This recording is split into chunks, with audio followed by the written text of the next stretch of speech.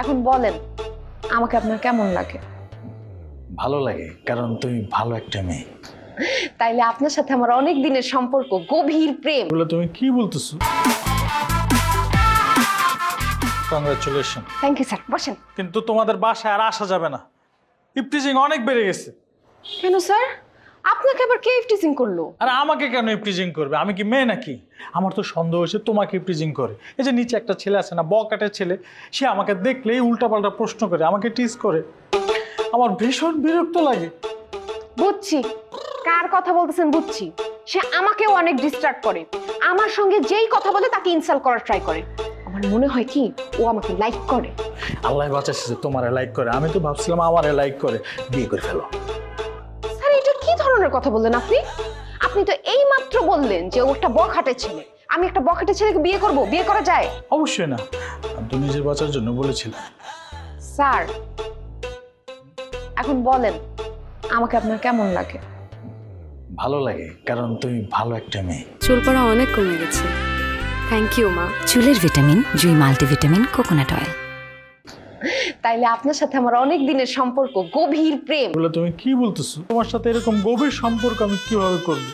Sir সত্যি সত্যি প্রেম না তো, অ্যাক্টিং, জাস্ট একটু অভিনয় করবেন। ওই বখাটে ছেলের সামনে একটু প্রেমের অভিনয় করবেন, দ্যাটস ইট। তারপর ওই ছেলের হাতে মাইর খাই।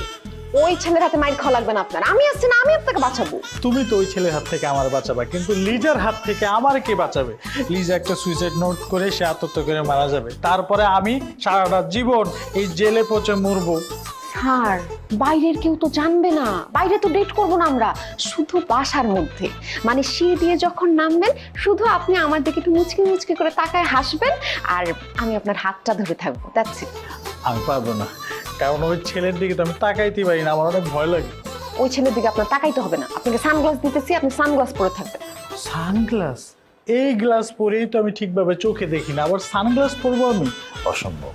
স্যার আপনি আর কথা বাড়ায়েন না, আপনি তো এইমাত্র বললেন আমি আপনার ভালো ছাত্রী। ওই বখাটের হাত থেকে বাঁচানো আপনার দায়িত্ব না? আর ছেলেরা আর কিছু পারুক না পারুক, প্রেমটা ভালো করতে পারে। এমন করেন না স্যার, আসেন, কিছু হবে না, আসেন। হাতই তো না। হ্যাঁ হ্যাঁ ওইখানে যায় ধরিয়ে রাখি। আচ্ছা আচ্ছা